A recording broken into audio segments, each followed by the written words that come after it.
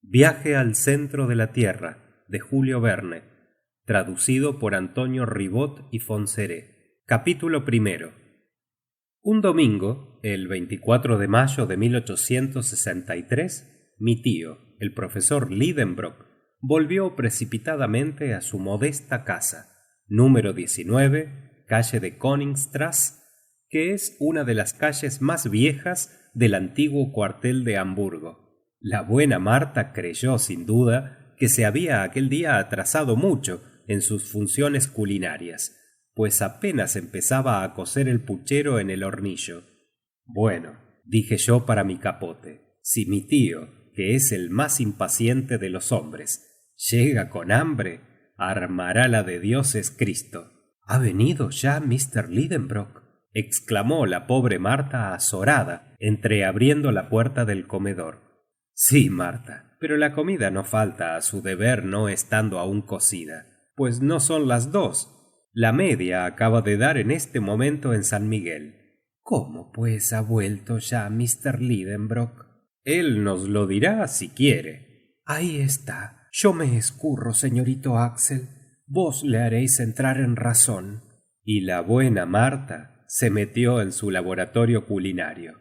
Me quedé solo, pero eso de hacer entrar en razón, como quería Marta, al más irascible de los profesores, era imposible para un carácter tan irresoluto como el mío. Iba a retirarme prudentemente al cuartucho que se me había destinado en el último piso, cuando oí rechinar la puerta de la calle y crujir la escalera de madera bajo la presión de unos pies que debían ser enormes. Enseguida, el dueño de la casa, atravesando el comedor, se metió en su despacho. Al pasar rápidamente, había dejado en un rincón su bastón de pesado puño, y en la mesa su ancho sombrero cepillado a contrapelo, y me dijo con voz sonora: Axel, sígueme. No había tenido aún tiempo de moverme, y ya el profesor me reconvenía por mi demora con acento de impaciencia frenética. ¿Aún no estás aquí? Corrí al despacho de mi terrible maestro. Otto Lidenbrock no era un hombre malo, convengo en ello, pero como antes de morir no varíe mucho, lo que me parece improbable, morirá siendo el más terrible y original de todos los hombres. Era profesor en Johannenhum, donde daba lecciones de mineralogía, encolerizándose 1 o 2 veces en cada una de ellas, y no se crea que le preocupase el deseo de tener discípulos aplicados, ni que diese importancia al grado de atención con que le escuchaban, ni que se cuidaba de la ciencia que les imbuía. Enseñaba subjetivamente, según la expresión de la filosofía alemana. Enseñaba para él y no para los discípulos. Era un sabio egoísta, un pozo de ciencia cuya garrucha rechinaba cuando de él se quería sacar algo. En una palabra, era un avaro. En Alemania son bastante comunes los profesores de este género. Mi tío, desgraciadamente, no estaba dotado de una gran facilidad de pronunciación, al menos cuando hablaba en público, lo que en un orador es un defecto lamentable. En sus demostraciones en Johanneum, balbuceaba con frecuencia, luchaba contra una palabra recalcitrante que no quería deslizarse entre sus labios, contra una de esas palabras que se resisten, se hinchan y acaban por salir bajo la forma poco científica de una blasfemia. De aquí su cólera.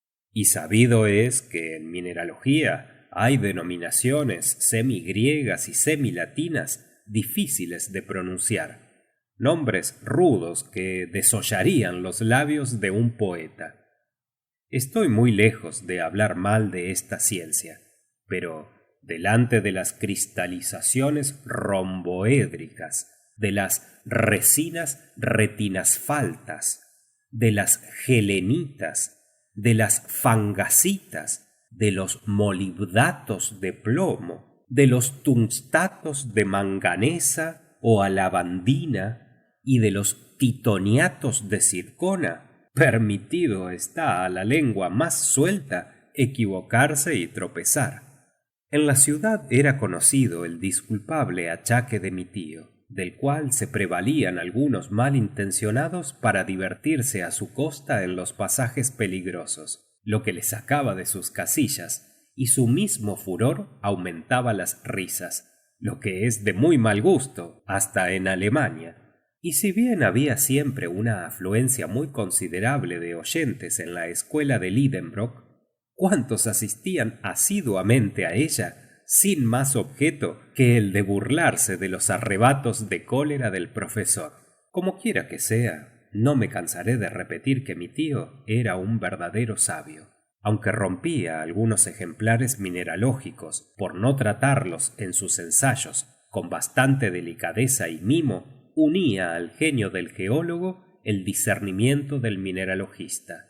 Con su martillo, su punzón, su aguja imantada, su soplete y su frasco de ácido nítrico, se sentía muy fuerte, por su manera de romperse, por su aspecto, por su dureza, por su fusibilidad, por su sonido, por su olor, por su sabor.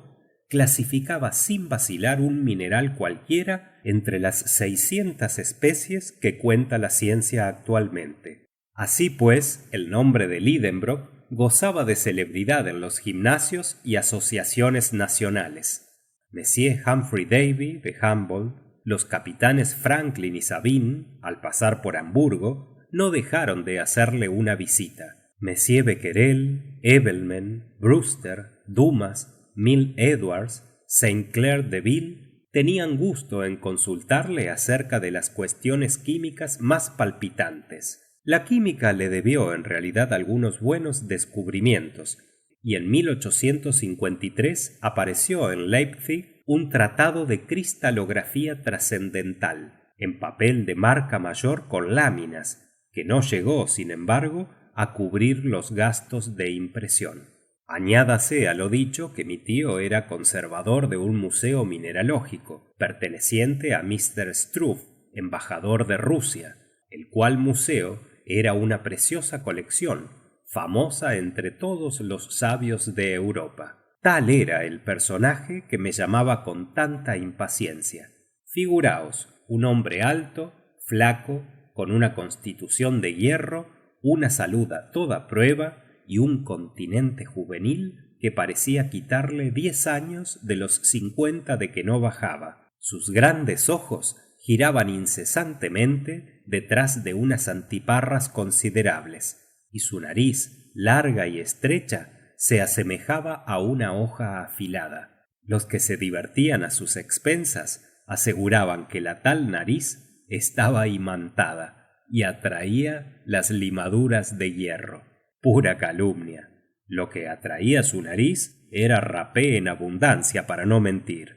Cuando haya añadido a todo lo dicho que mi tío daba cada zancada que pasaba matemáticamente de media toesa, y que al andar tenía los puños sólidamente cerrados, lo que indica un carácter impetuoso, se le conocerá lo suficiente para que nadie desee estar en su compañía. Vivía en una casita de Königstrasse, en cuya construcción entraban por partes iguales la madera y los ladrillos, y tenía vistas a uno de esos canales tortuosos que se cruzan en medio del más antiguo cuartel de Hamburgo, respetado felizmente por el incendio de 1842. Verdad es que la casa, que ya era vieja, estaba un poco torcida y amenazaba con su vientre a los transeúntes, llevando su techo algo caído hacia un lado, como el casquete de un estudiante de Tugendbund. Algo dejaba que desear el aplomo de sus líneas, pero se mantenía firme por la intervención de un olmo secular en que se apoyaba la fachada, el cual, al llegar la primavera, arrojaba sus botones que se veían al trasluz de los vidrios de las ventanas. Para lo que suele tener un profesor alemán, mi tío era bastante rico. La casa le pertenecía toda, continente y contenido.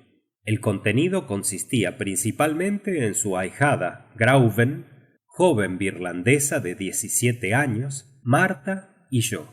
En mi doble cualidad de sobrino y huérfano, pasé a ser su ayudante preparador en sus experimentos. Confieso que excitaron mi entusiasmo las ciencias geológicas. Circulaba por mis venas sangre de mineralogista, y no me aburrí nunca en compañía de mis preciosos pedruscos.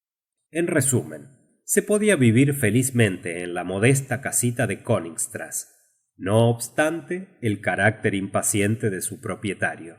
No por tener maneras algo brutales, dejaba de profesarme particular afecto, pero era hombre que no sabía aguardar y apremiaba hasta a la naturaleza. En abril, cuando en las macetas de porcelana de su salón empezaba a brotar la reseda o el volubilis, todas las mañanas, sin faltar una, estiraba sus hojas para acelerar su crecimiento. Con un ente tan original no me estaba permitida más que la obediencia. Entré, pues, corriendo en su despacho. Fin del capítulo 1.